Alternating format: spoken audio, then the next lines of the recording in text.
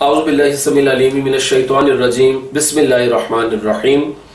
आज का मौजू है कि कुर्बानी का तरीका क्या है और कुर्बानी के जानवर कौन से हैं और उनकी कितनी उम्रें होनी चाहिए। तो आइए सबसे पहले कुर्बानी के जानवर कौन से हैं इस हवाले से समाअत कीजिए। कुर्बानी के जानवर 3 किस्म के होंगे। सबसे पहले तो ऊंट है और इन सब में नर और मादा दोनों शामिल होंगे। ऊंट जो है उसकी उम्र कम से कम 5 साल होनी चाहिए। फिर उसके अलावा भैंस, बैल और गाय वगैरह इनकी उम्र कम से कम 2 साल और बकरा जो है, मेंढा, दुम्बा वगैरह इनकी उम्र 1 साल। अलबत्ता यह है कि दुम्बा या मेंढा अगर हैं 6 माह के लेकिन दूर से देखने में लगता है इतना फरबा है, खाया पिया मोटा ताजा है कि दूर से लगता है कि 1 साल का है, तो फिर आपके लिए उसकी कुर्बानी करना जायज है। ऊंट और गाय में 7 हिस्से होते हैं लेकिन बकरे में सिर्फ कुर्बानी का 1 ही हिस्सा होगा। यानी ऊंट और गाय जो है वो आप 7 लोग मिलकर एक ही जानवर ज़िबा करें पैसे मिलाकर अगर, तो 7 लोगों की कुर्बानी हो जाएगी। लेकिन बकरा जो है वो सिर्फ एक ही की तरफ से कुर्बान किया जा सकता है। और ये भी सुन लीजिए कि ऊंट और गाय में जो 7 हिस्से हैं उनमें अकीके का हिस्सा भी हो सकता है। ये जो हम हकीका कहते हैं ना, वैसे अकीका लफ्ज़ आइन से अकीके का भी हिस्सा हो सकता है।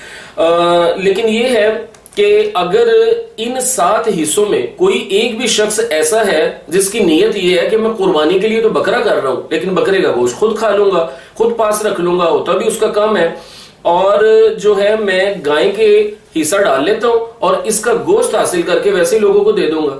अगर कुर्बानी की नीयत नहीं है ना, उसकी सिर्फ गोश्त हासिल करने की नीयत है, तो इसकी फसादे नीयत की वजह से किसी की भी कुर्बानी नहीं होगी। तो इसलिए ये सारों से आप कंफर्म कर लें जब पैसे मिलाएं या हिस्सा डालें कि भाई आपकी जो नीयत है वो क्या है, कुर्बानी की नीयत कर रहे हैं इसमें भी। तो इस हवाले से और आखिरी गुजारिश ये कि ये जो गाय और ऊंट का गोश्त अगर तो आप खुद कर रहे हैं तो वो आपका मसला है, लेकिन अगर 7 लोग मिले हुए हैं तो इसका जो गोश्त है वो वजन करके तकसीम करना होगा, इसको अंदाजे से तकसीम नहीं करेंगे आप। नबी पाक सल्लल्लाहु अलैहि वसल्लम की हदीस पाक भी इस हवाले से सुन लीजिए। तबरानी शरीफ की हदीस है, हजरत अब्दुल्लाह बिन मसऊद रदियल्लाहु ताला अन्हु रावी हैं, कहते हैं कि रसूलुल्लाह सल्लल्लाहु अलैहि वसल्लम ने फरमाया ऊंट और गाय में 7 कुर्बानियां हो सकती हैं। अब मैं बताऊंगा जानवरों की वो खामियां जिनकी मौजूदगी की वजह से कुर्बानी नहीं होगी। हजरत अली रावी हैं, इब्ने माजा की हदीस पाक है, कहते हैं कि नबी पाक सल्लल्लाहु अलैहि वसल्लम ने मुझे इरशाद फरमाया है, अली जानवरों के कान और आंखें गौर से देख लिया करो। और हजूर सल्लल्लाहु अलैहि वसल्लम ने मजीद हमें ये तरबियत दी कि कटे कान और टूटे सींग वाले जो जानवर हैं इनकी कुर्बानी ना किया करो। तबरानी शरीफ की एक और हदीस पाक हजरत इब्ने अब्बास रावी हैं, कहते हैं कि रसूलुल्लाह सल्लल्लाहु अलैहि वसल्लम ने फरमाया कि 4 जानवर कुर्बानी के लिए दुरुस्त नहीं है। ये डायरेक्ट हदीस पाक है। पहला, जिसका कानापन जाहिर हो। एक तो वो काना है कि देखने में नहीं पता चलता, लेकिन एक काना वो है कि जिसका कानापन जाहिर है, फौरन नजर पड़ते ही पता चलता है कि इसकी एक आंख जाया है, तो ऐसे जानवर से मना किया। दूसरा, जिसका लंगड़ापन जाहिर हो। अगर तो इतना किया कि चलने में हल्का सा लंगड़ा होता है लेकिन चलता रहता है, लेकिन कोई ऐसा लंगड़ा है कि उससे चले ही नहीं जाता और बहुत ज्यादा झुक जाता है, तो वो लंगड़ा जिसका लंगड़ापन जाहिर हो। तीसरा, जिसकी बीमारी जाहिर हो, साफ पता हो चढ़ता नहीं है, खा नहीं सकता, बिल्कुल निढाल है, कमजोर है। और चौथा, हुजूर ने फरमाया सल्लल्लाहु अलैहि वसल्लम, जिसकी हड्डियों में मगज ही ना हो, कमजोरी की सबब वो चल ही ना सके। मजीद उलमा कराम ने इसकी तफसील में, इसकी शरह में कहा, जिसकी नाक कटी हो, जिसके दांत झड़ गए हो, और जो सींग वाली बात आई है बीच में, उसके हवाले से उन्होंने कहा कि अगर तो उसका जो सींग है वो जड़ से टूटा हुआ है, जड़ ही नहीं है उसकी, फिर कुर्बानी नहीं होगी। और अगर जड़ सलामत है और सिर्फ ऊपर से वो टूटा हुआ है तो अब कुर्बानी हो जाएगी। उसके अलावा एक ये भी मसला उलमा कराम ने तहरीर फरमाया कि गाय या बकरी के थन खुश्क हो गए हों या कटे हुए हों, तो गाय जो है उसमें अगर 2 भी खुश्क हैं तो काफी है उसके नाजायज होने के लिए कुर्बानी, इसलिए कि वो 4 हैं, 4 में से 2 आधे खुश्क हुए हैं। और अगर बकरी है तो उसके जो के थन 2 होते हैं, तो उसका अगर एक भी खुश्क हो गया या कटा हुआ है तो उसकी भी कुर्बानी नहीं होगी।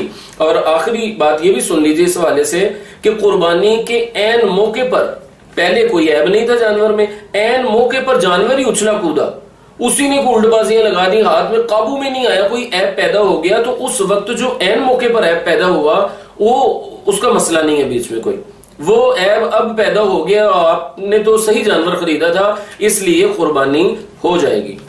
आखिरी बात, कुर्बानी का तरीका। इसके लिए मुस्तहिब ये है कि जानवर भी और कुर्बानी करने वाला दोनों जो हैं वो किबले की तरफ उनका मुंह हो। जानवर का भी मुंह उधर कर दें, इस तरह उसके पांव भी उधर को ही हो जाएंगे किबले की तरफ, और आपका भी मुंह उधर ही हो। आप जानवर के पीछे वाली साइड से आके छुरी चलाएंगे, दोनों का मुंह उधर हो। और अफजल तो यह है कि खुद अपने हाथ से करें, और ये अगर ना हाथ अपने से ना करें, दूसरे से करवाना चाहे, जैसे कसाब वगैरह से करवाते हैं, तो वो भी जायज है। लेकिन जो भी कुर्बानी करेगा उस पर बिस्मिल्लाह कहना वाजिब होगा।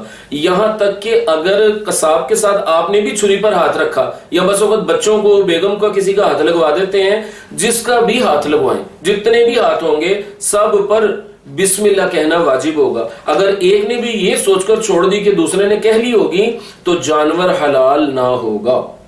ये भी सुन लीजिए, आपने जानवर को लेटा दिया, आप छुरी चलाने लगे हैं, बिस्मिल्लाह भी पढ़ ली है कि जानवर ने मतलब उठना चाहा है और या उठ गया है, भाग गया है, मजलिस बदल गई है, आप उसको दोबारा पकड़ कर लाए हैं, अब दोबारा आप पर बिस्मिल्लाह कहना वाजिब हो गई है। इस चीजों का ख्याल करना चाहिए।